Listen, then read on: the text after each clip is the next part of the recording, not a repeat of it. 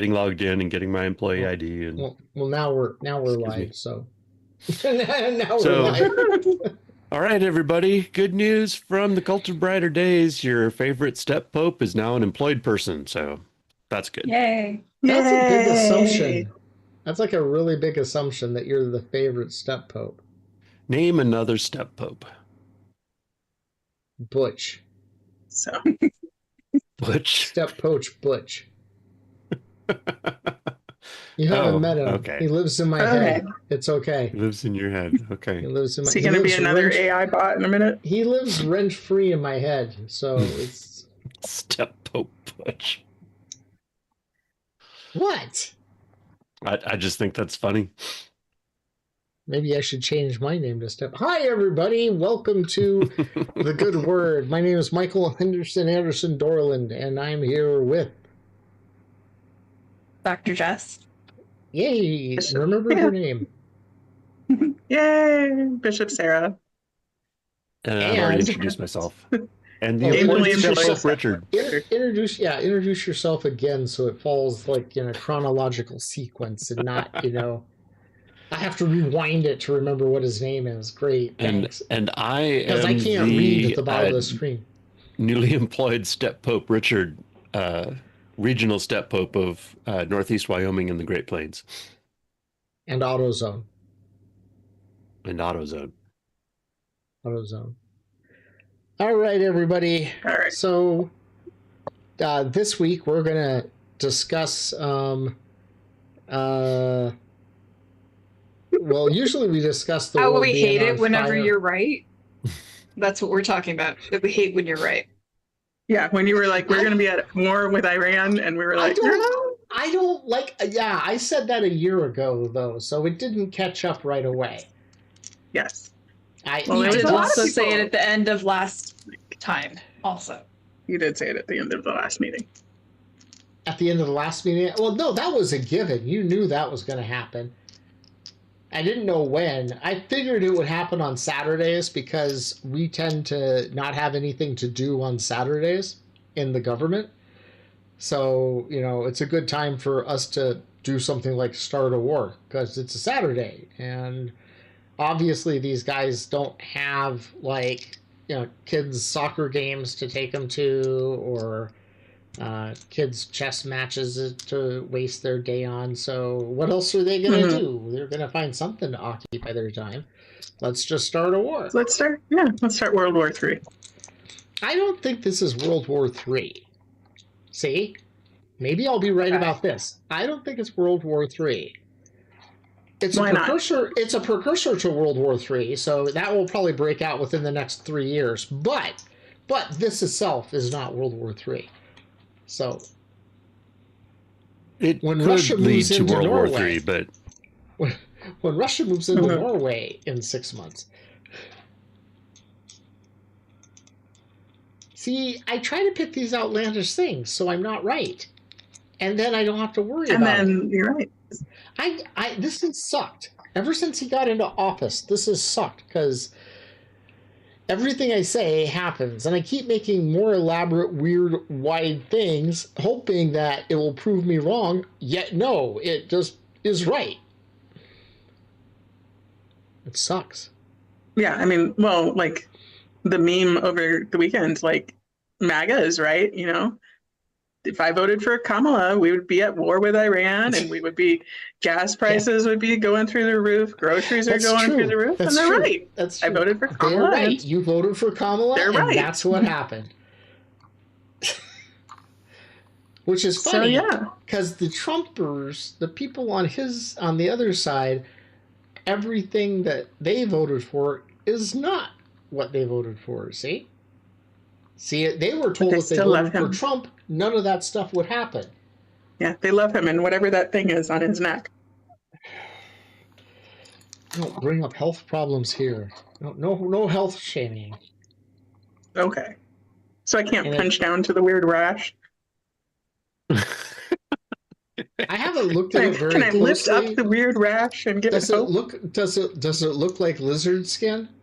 It looks like showing shingles. from underneath the lizard skin from underneath Yeah. the makeup. Finally, Yeah, looks 'Cause like shingles. we all know who's the blood-sucking, you know, Swear, seems Miller's adrenal kisses. gland, adrenal Yeah. gland.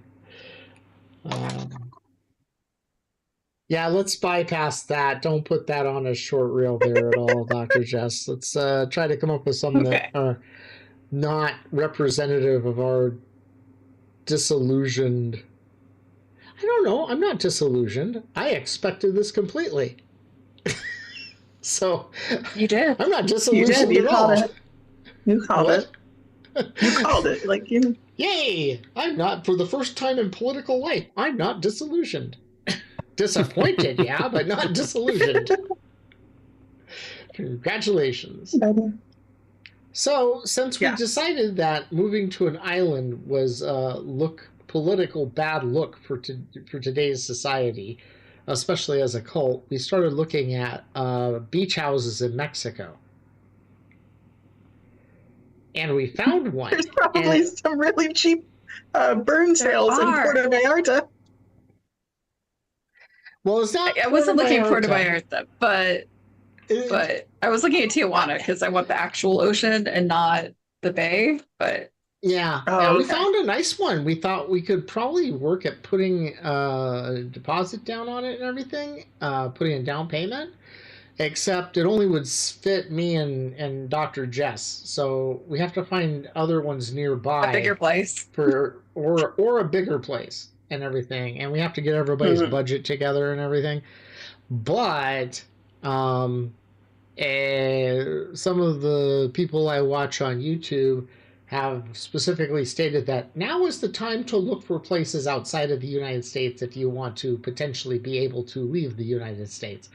So, well, and I've already told everyone that I personally have and know people who've left because of what's going on already. So, when is the time to like cut ties and run? Richard, on the other hand, lives out in the middle of boonies, so it's almost like leaving the United States. And since it's in Wyoming, it's definitely almost like leaving the United States. Because, I mean, like, you know, local government really can't hammer him too much. I don't even know if they know he's up there.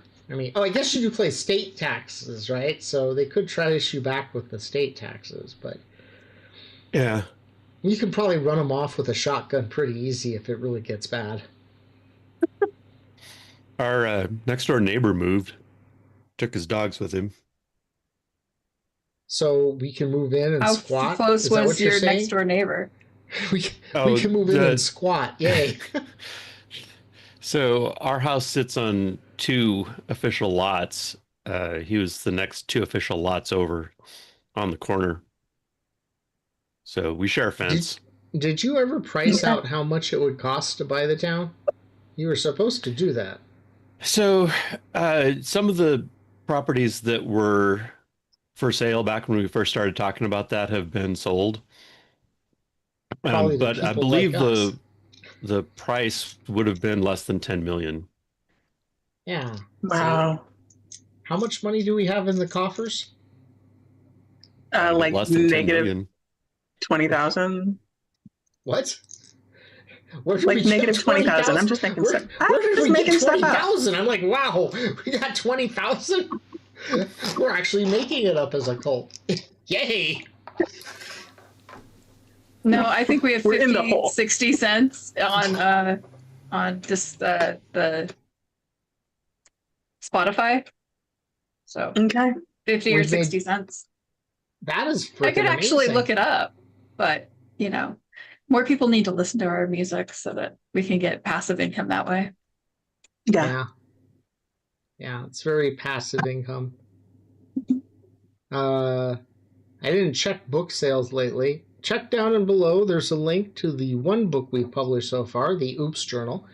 The Abiscoridism book will be out. I finally got people to read it and provide commentary back. So it's a matter of me sitting down and finishing it out, going through one more rough draft read, and then we can get that published. And we have 3 role-playing games that are going into playtest, hopefully, once they're cleaned up and reviewed. for the first rough draft. And if anybody wants to do any proofreading for us, or artwork for us, or publishing for us, or taking out the trash for us, or doing any like car washing for us, or feeding the homeless for us, or anything like that, definitely let us know, because we're open for anybody to do anything for us. We really suck compared to what the knitting cult lady says, you know? Because, like, the knitting cult lady's main thing is cults are there to use you for your resources. And unfortunately, all we've done is spend our resources and not got any return on it. Yep. Well, Yeah, failure is mandatory. Failure. Yeah. We made Failure's mandatory. We made $45 on me playing trivia. So There you go. that's the income the cult has gone. That covered our. Huh? What other events do we have coming up there, Michael? Thursday night we have a demo of Steve Jackson's 6th edition of Car Wars and a paint session, miniatures paint session, because Car Wars turned from a small, detailed tactical board game into some sort of wholesome family freaking miniature Hot Wheel size friendly annoying game for tactical combat people like me. But the cars do look freaking cool and you can paint them. So we're doing that on Thursday, and I think technically I don't have a freaking clue what we're doing for the rest of the month so far, so we need to do that. But Step Pope Richard looked at. Do you want to know the rest of the things that we're doing? Oh, we're Is doing that the question? Fandom Jeopardy. We're doing Fandom Jeopardy again, aren't we? Well, we have an Oops Journal night during the day on Saturday, March 14th. So day drinking is approved. Yeah. Yep. Day drinking 11:30. And Fandom Jeopardy on March 21st at 6:30. That's a Saturday. What day is the Oops Journal? Saturday the 14th. On Pi Day. So we got to come up with something Pi Day related. Well, also, we could have a cult event where we all go out and get tattoos on Friday the 13th. Those are cheap. We could. Yeah. Because we can all go get. I already have a tattoo. That's a scar. Oh, wrong side. Which hand is it? Did they I lost my tattoo. Did they serial number you? We could all get cult insignia tattoos. Oh, there it is. If the light shines on it just right, you can almost make it out. Oh yeah, I see your scar. It's a tattoo. Oh, it's the How did you get a tattoo? I've seen it from a prison. I stabbed myself with a pencil. And it left behind some graphite in the wound. When I was a kid, I slipped and fell with a sharp pencil in my thing, and it shoved it up into my side and broke off. And they couldn't take the graphite out, and so it stuck in me for like a couple years before it came out. But I had this piece of graphite about yay big. The pencil point was so sharp. Yeah, my husband has a little graphite from getting stabbed in the thigh with a pencil. So what was he doing to get stabbed? They're violent. Use pencils to create art, not to like. It's not as bad as my kids. You know what's horrible about my kids in terms of stabbing stuff and scary stuff is like they had one time, I think Alice was like 2.5, and Nausicaa was like 5 or something. And I look back in the seat coming home from Grandma's Christmas party, and they had licked their candy canes down to a very sharp point, like a shank. And it looked like you could take the candy cane and just shove it through someone. It was that sharp. They had licked it to, like, you could cut yourself on it point. I'm like, that's disturbing. Don't do that again. And so for the next 2 years, that's all they did. Every time they had a candy cane, they would just lick it to a super sharp point. I fell out of a car when I was like 3.5, 4 years old on a gravel road, and I rolled down the road, and I had gravel that embedded into my kneecap that didn't come out until like I was second year college. Yeah. Proof that we were raised before seatbelts, guys.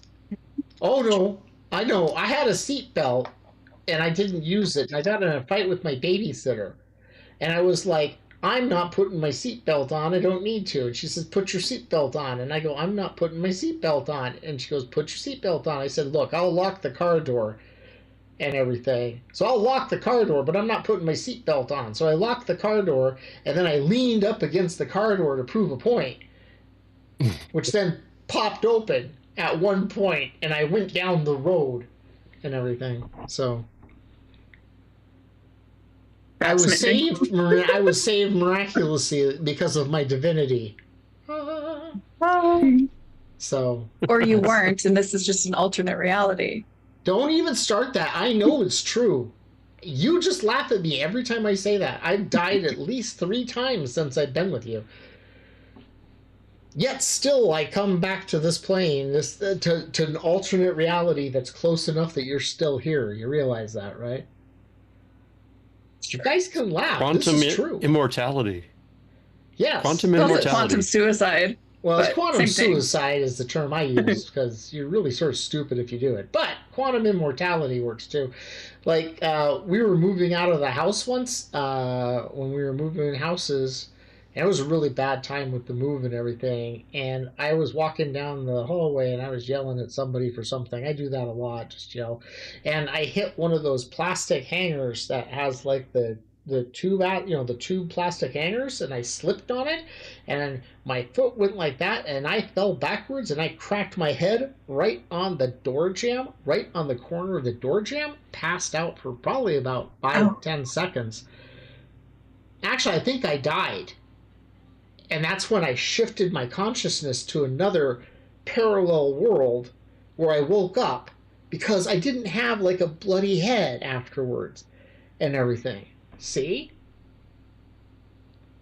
This is very similar to the time that I was doing the wire cutters on the live 220 line in the rain standing on the metal container because I thought it was dead. Seriously? Yeah, I lived through that too. Shocking.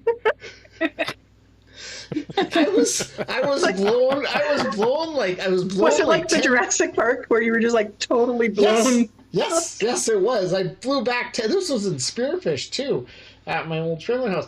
Blew back 10 feet. The wire cutters had a piece of metal notched out of it, just blown out of it. That was that big. But I lived through it, or did I live through it? Maybe I didn't.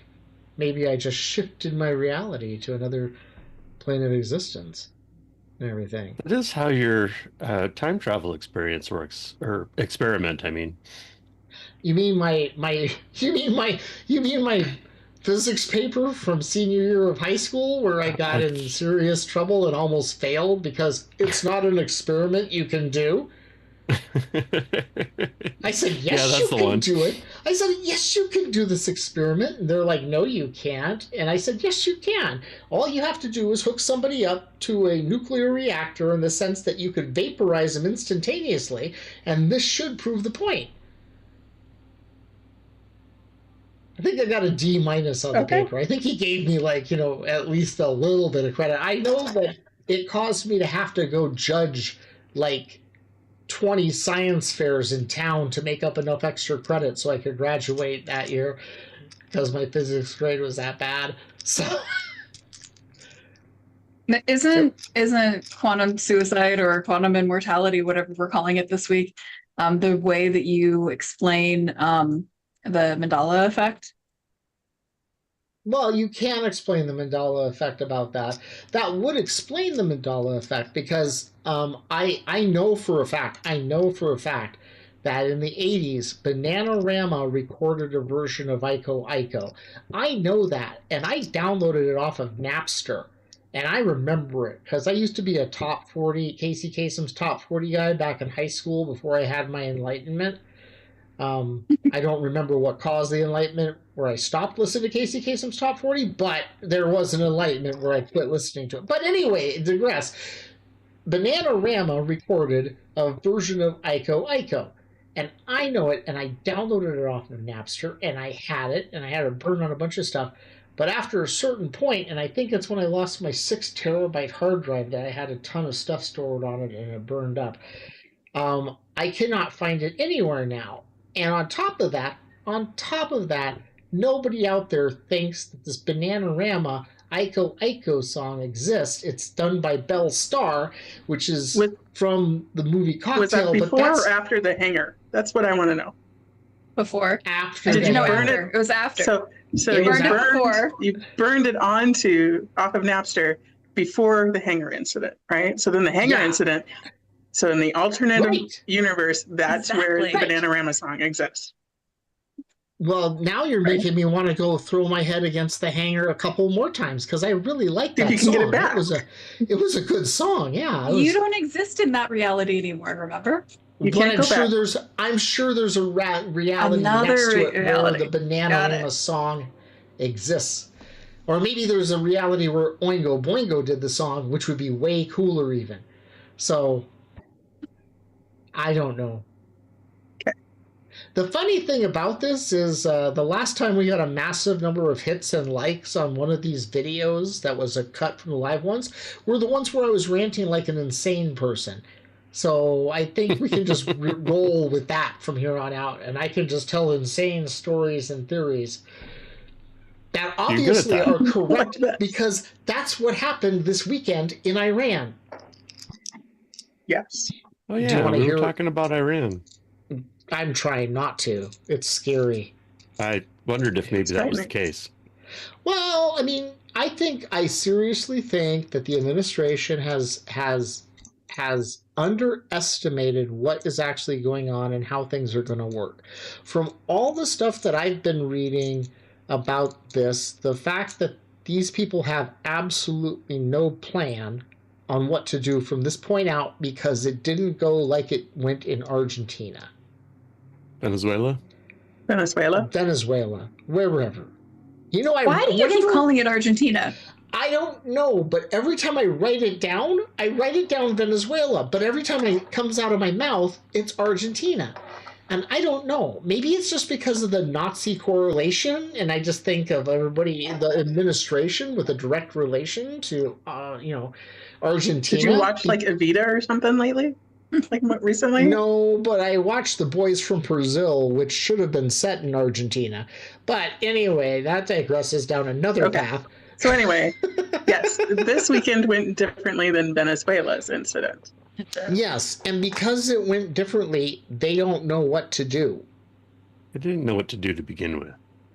Yeah. Well, no, they did. Weren't you saying that it was, a requirement for God to go and do this? Isn't that what they're saying? No. That's what they told the military. That's what Pete Hegseth told the military. I don't think any of them believe in God, including Pete Hegseth, but it seems like a good rallying cry for the people in the South, and maybe if we're lucky, all of them will join the military and help, resolve this war some way. If that's the case, then we might as well go that route. Although, if you read the book of Revelations, you only have a certain limited number. Huh? The book of Revelation.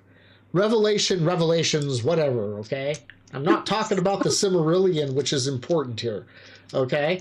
Talking about, that book, all right? And if you read it, you find out that everything these people preach about it is completely wrong because it's not how it works.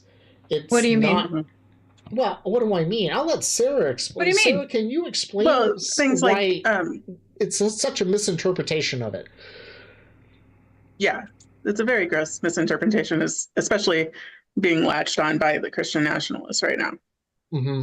But, you go like, okay, show me where like that really exists, and then it's bad.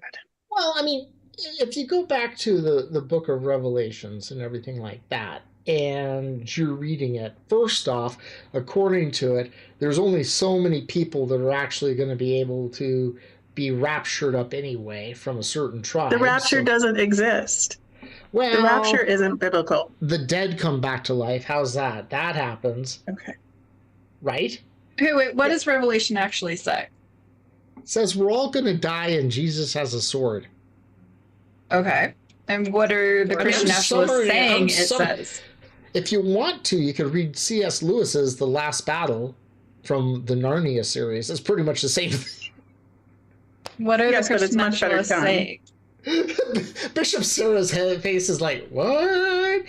No, I love C.S. Lewis's The Last Battle as an discourse Oh. on Revelation. Like, Yeah, but that's got so many problems with it, and you know it. I know it, but it's still Yeah, I love the Narnia series. I read the Narnia series when I was in junior high. We're trying to keep you on track though for Iran.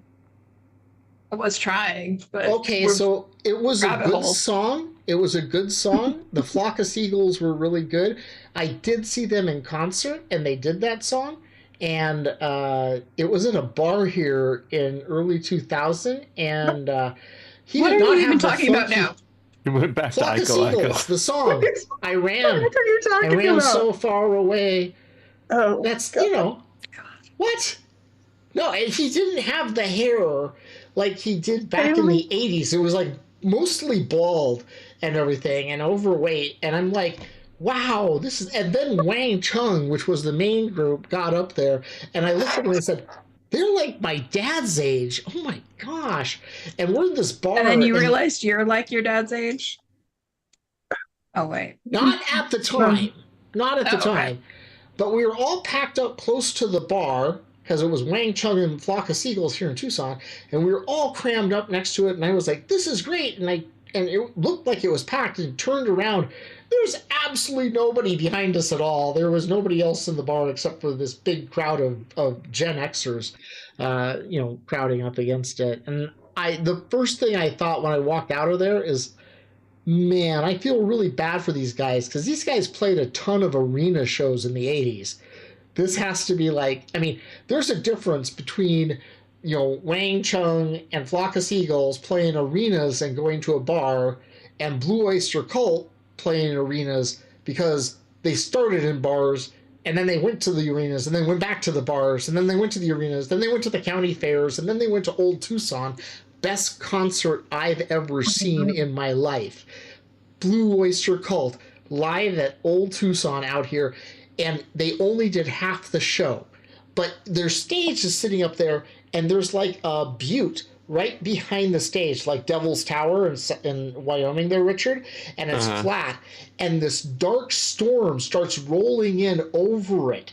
And we're like an open little area arena. It's not huge crowd, so you get a good seat. And this black storm cloud starts rolling in over top of this thing. Massive lightning and everything like that.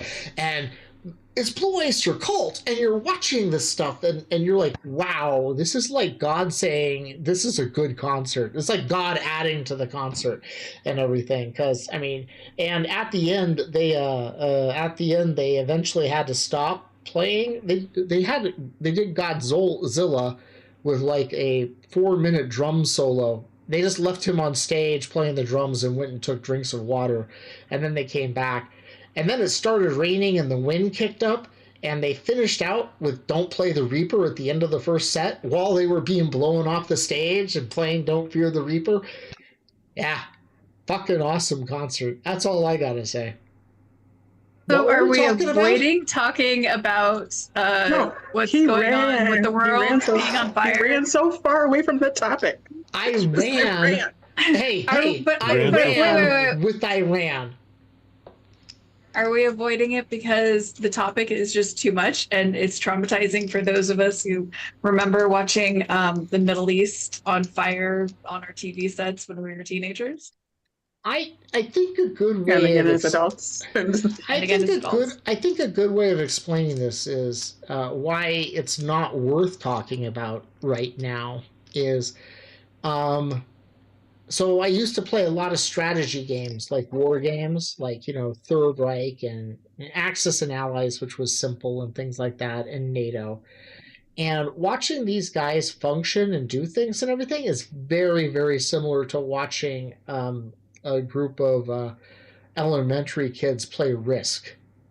So I'm just not really captured by the strategic. These kids are not trading. The administration has like cards that they could trade in for a lot of units, but they're not trading them in for a lot of units. They decided to smoke them.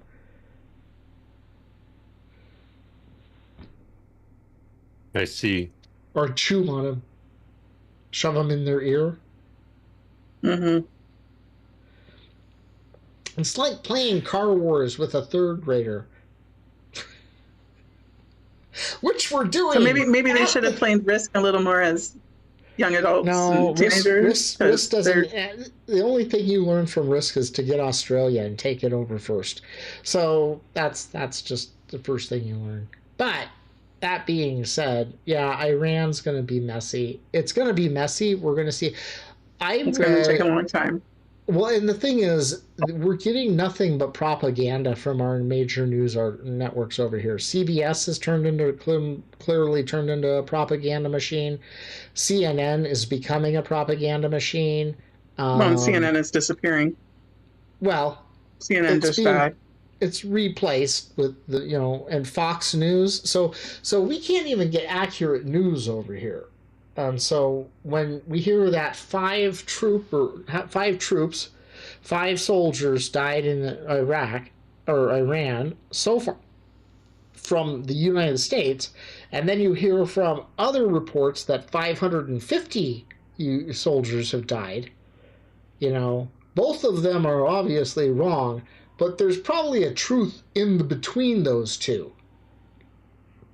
And so it's it was the lovely Lord Farquaad speech that he gave about some of you may die. Oh yeah. Some of you may die. Willing to make. It's a sacrifice he's willing to make, and I agree. They should put Bannon on the front line and have him lead the troops. Barron? Well, put Bannon on there too. He's a warmonger too. I'm assuming Barron, either one. Both of them. They could ride in the same Jeep.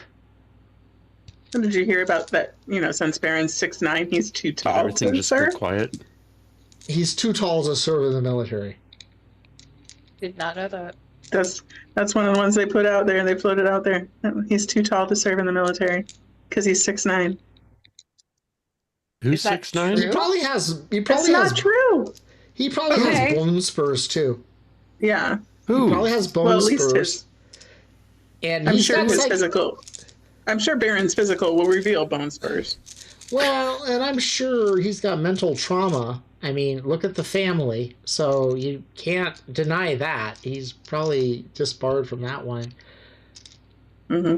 But he can close his laptop, so Well, and did you see they sent Melania Trump to do the UN to the yesterday? UN? To open up the UN Security Council thing yesterday. Yeah, because he's just thumbing his nose at it. He's just thumbing his nose. He's like, no, if it's not the Council of Peace, or I don't know if it's better that we're not a superpower anymore or worse. I mean, it does take some of the pressure off of us. Yeah. What's this us? Because I don't feel like a lot of people were like, no, we were. There was enough of us that were queried about whether we wanted to not be a superpower, and they firmly established that they don't want to be taken seriously anymore. I wasn't one of them that said that. I voted for Kamala, which meant I should have expected everything that's going on right now. Yeah. Like Sarah says, if you vote that way, that's what's going to happen. Got what I was expecting. Yeah. Now let's take a moment of silence for our dignity as a country, because it's dead. I realized, so I was watching The American President, and because I wanted to feel like I could have a president who could put a thought together, and got to the end and I was crying.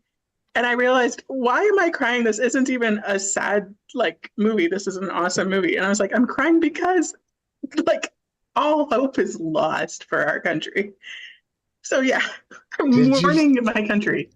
Did you see Hegseth's speech the last 2 times he's got up there and talked? No. I can't stand watching any of them. I try not to watch. Yeah, I can't watch him. Okay, I watched it for you, so you don't have to. And I could barely get through it with his, well, we're not going to tell you how many people die, and we're not going to give any information like that to the American public. They don't need to know. I paraphrased on that one. Was that the same speech where he said no more stupid rules of engagement? Oh, yeah. No more stupid rules of engagement. Which is fine, because I guess that means that the Iraqis can... actually, the Iraqis are actually backing the Iranians now, too. You're gonna, you know how everybody had such a problem with ISIS when it spun up and everything? Mm-hmm. The fact that what they're doing and how they're doing it is just going to create an even more centralized, organized, and powerful ISIS. And I'm not talking about the DC Comics superheroine who had her own TV show on CBS on Saturday mornings. It's the other ISIS. Mm-hmm. Because one ISIS was cool and the other ISIS was like really sort of lame. Mm-hmm. But okay, it was because Captain Marvel was on the same show. Captain Marvel and ISIS Power Hour. I remember that. Look, squirrel. Okay. Why? You guys are supposed to keep me on track. Squirrel? Yeah. ISIS spun up because we left Iraq, finally, but didn't manage to actually do any nation building, despite the fact that that's what we supposedly were doing for the previous 10 years. Look, here's the thing, and Trump's statements and all this other stuff with, we're going to go in there and we're going to liberate them from other people in the countries and we're going to free them so that they can, rule themselves and everything. So in order to do that, we're going to bomb the hell out of everybody and ruin their entire infrastructure, and like we did in Iraq. First day, let's bomb all their clean water supplies and make sure that cities don't have clean water supplies, because then those people will love us. I don't know where they get that idea. I mean, yeah. But seriously, it's the same way that Elon Musk and Palantir and Thiel and Elon Musk and Bezos treat regular people too. I'm going to treat you like crap, but I'll let you work for me for crap, and so you'll love me and work hard. No, I'm not going to work hard for you. I'm going to put the least amount of effort into it, because you put the least amount of effort into keeping me alive. On a plus side, going back to the book of Revelation, okay, and Pete Hegseth's whole thing, if we follow the book correctly, the dead will rise, and so maybe we'll get lucky and wind up in a Walking Dead situation as opposed to what's coming for us. There's my prediction.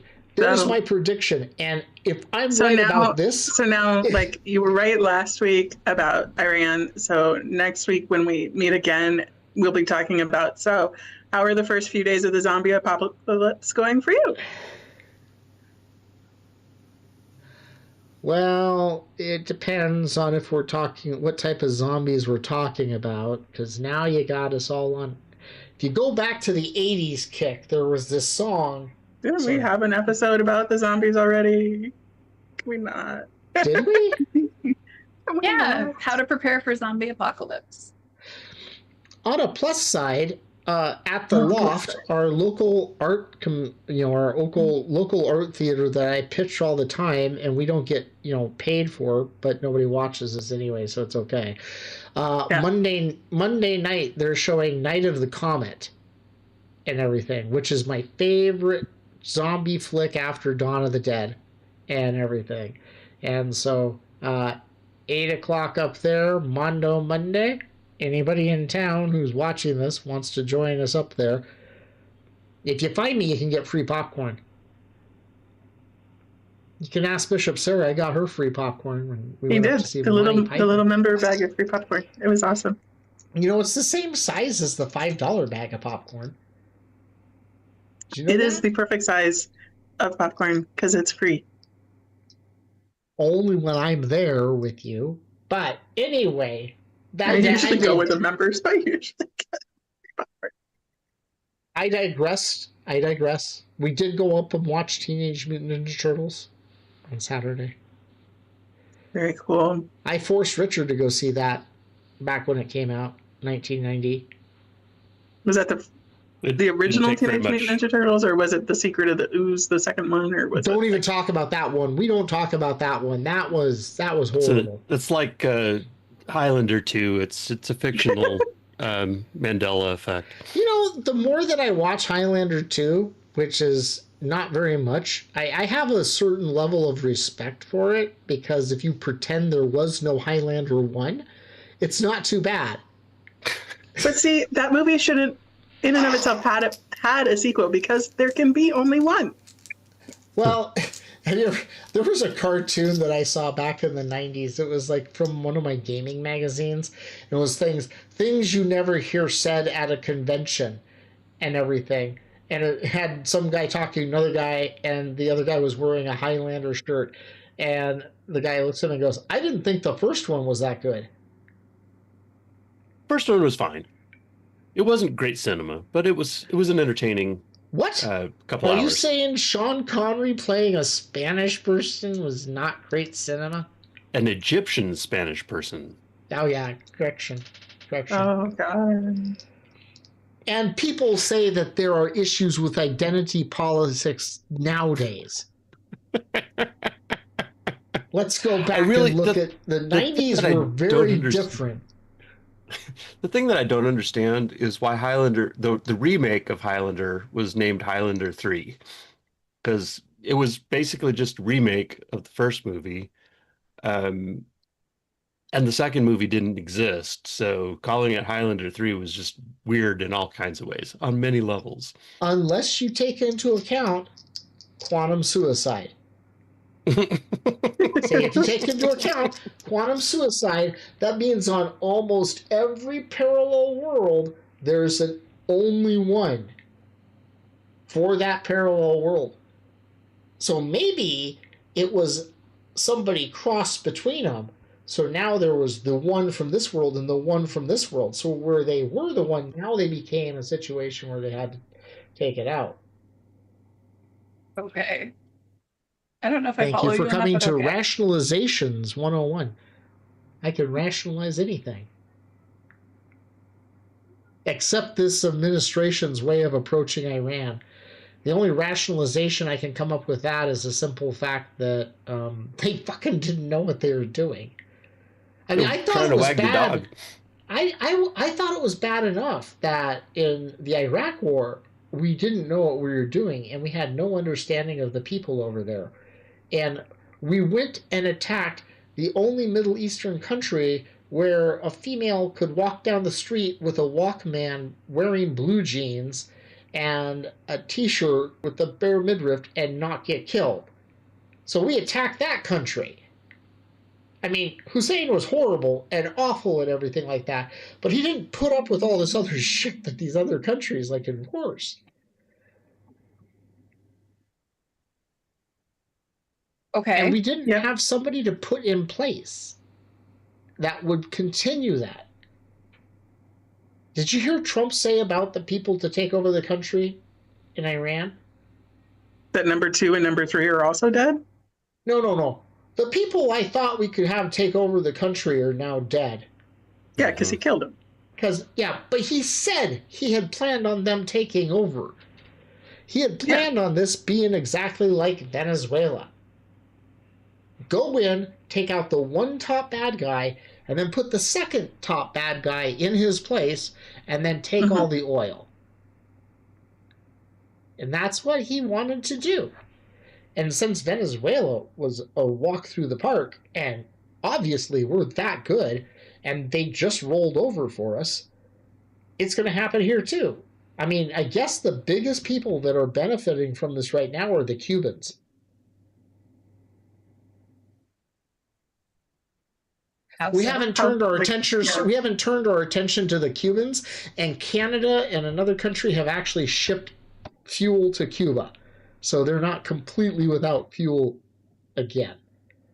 So this is going to distract them over there enough that they can't come back to Cuba and like ruin Okay. them. So I guess they're the big winners of the week. Well, and we're also not talking about Greenland anymore. So I guess they're winners too. Yeah. And pedophiles are winners because we're not talking about the I was going Epstein to say, and all files. the pedophiles and the Epstein files are winners as well. Well, I guess if they were making a big distraction, they actually did a really good job of making a big distraction. Not because of the war itself, but because of how badly they've botched it and how it's just going to be 10 million times worse than they thought it was going to be. Rumor has it, Iran has been building up, by rumor I say, more than likely, and this is my prediction for next week, Iran has been anticipating Israel and America bombing them to rubble for the last 30 years. Okay? And so they planned for what was going to happen. They have tunnels and they have reinforced structures and they are set up as a society to withstand this type of punishment. The other thing that they planned is the fact that air superiority and this type of thing is great for taking out centralized leadership, but it's not good for taking out decentralized leadership. And the rumor I heard yesterday was that the Ayatollah made himself a martyr. He knew that he was going to be attacked, so he stayed where they would find him.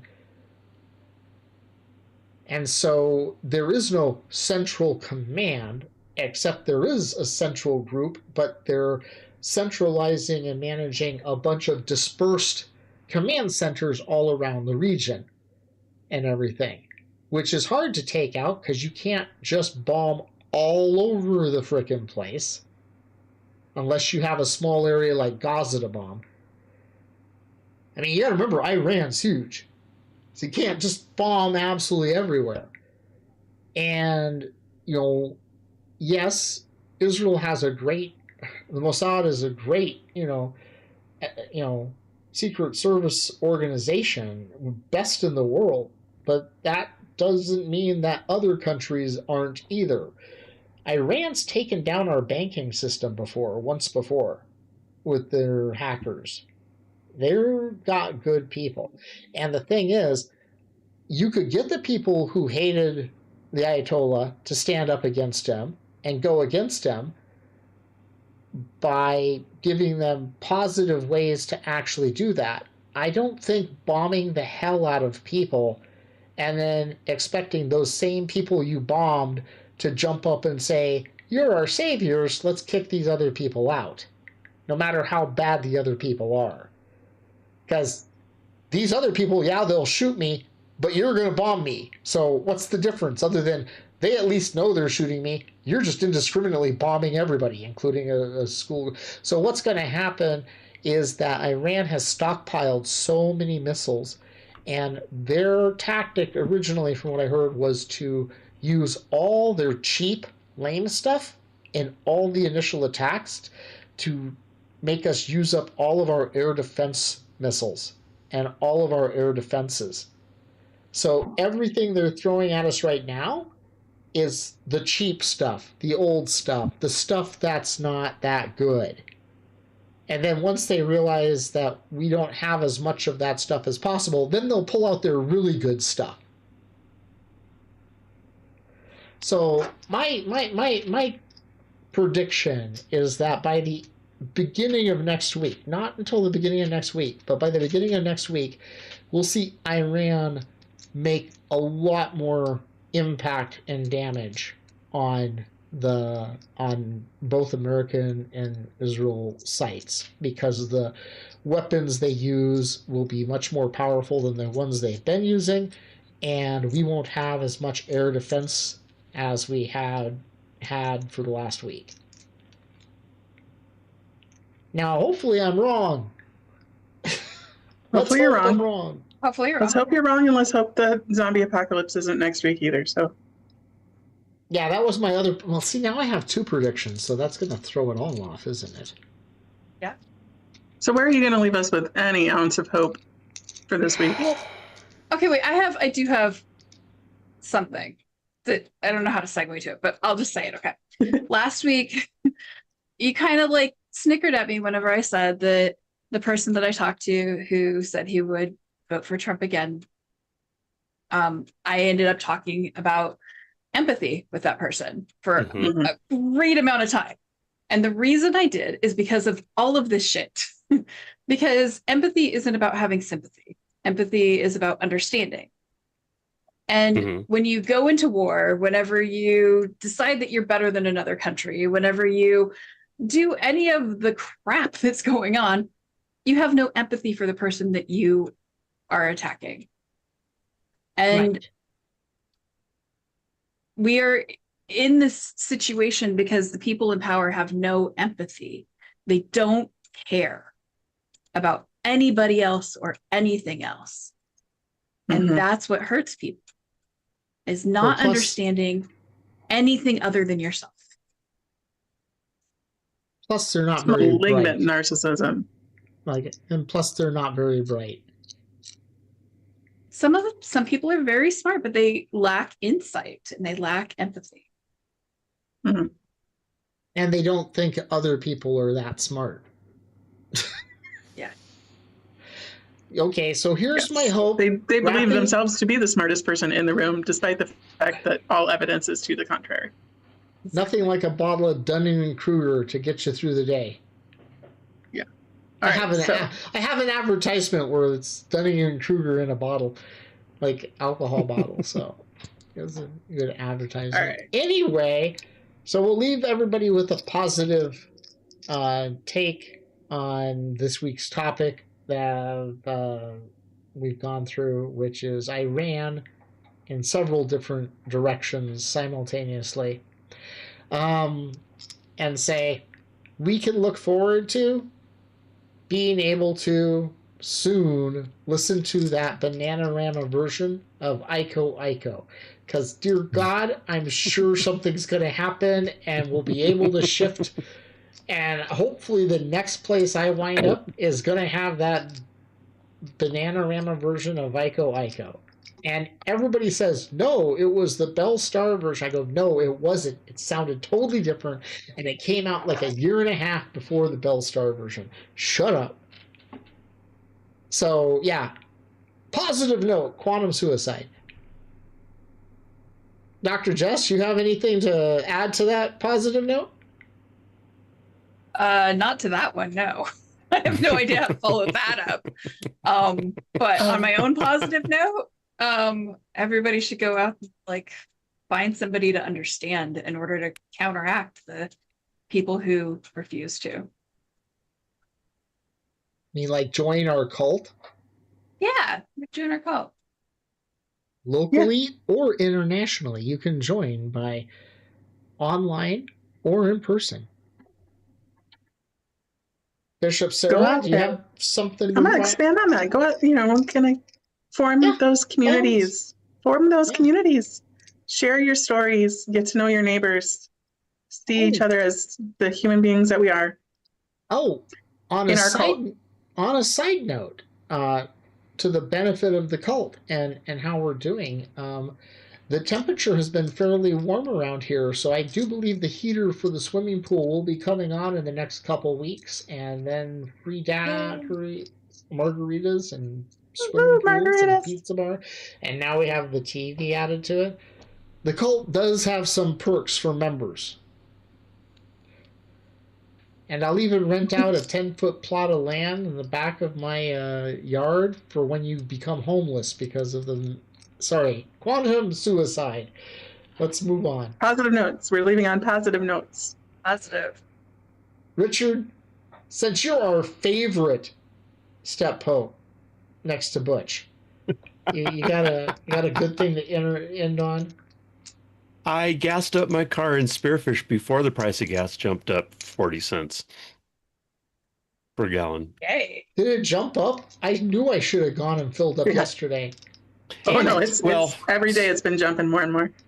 Yeah, I noticed it was 40 cents. Well, it was up, about 40 cents here in Sundance yesterday afternoon after I had gassed up in Spearfish. So there is a difference between South Dakota and Wyoming. So I don't know how much of that is related to goings on, but I've got a full tank, or mostly Wow. full. That's And- good. And I don't have to go very far tomorrow And you have a job when I have a job. with benefits. And wrapping it up, just to add on to that with a positive note, hopefully, or more than likely within the next month, you'll make a shift over to a reality that only electric cars exist. And then a lot of pollution will go away and stuff like that. Quantum suicide. Anyway. Yeah. Just look out for those plastic broken hangers, guys. Dead Take serious. those opportunities. Dead serious. Yeah. What better Anyway, than shocking yourself? Blasting yourself back. Look, I've got like five other incidents. I've got like five other incidents where I obviously shifted at times. So, one of them with her, like right after we moved in together and everything. So, on that note, everybody, my name is Michael Henderson Dorland, saying good night. Who else is going to say that? Good night. Good night. Let's say who you are. Sign off like a thing. Oh, This they is don't your know. step They don't Pope know. Richard. Care. Hasta la vista, baby. We care. Bye, Go out and everybody. care about somebody. Good night.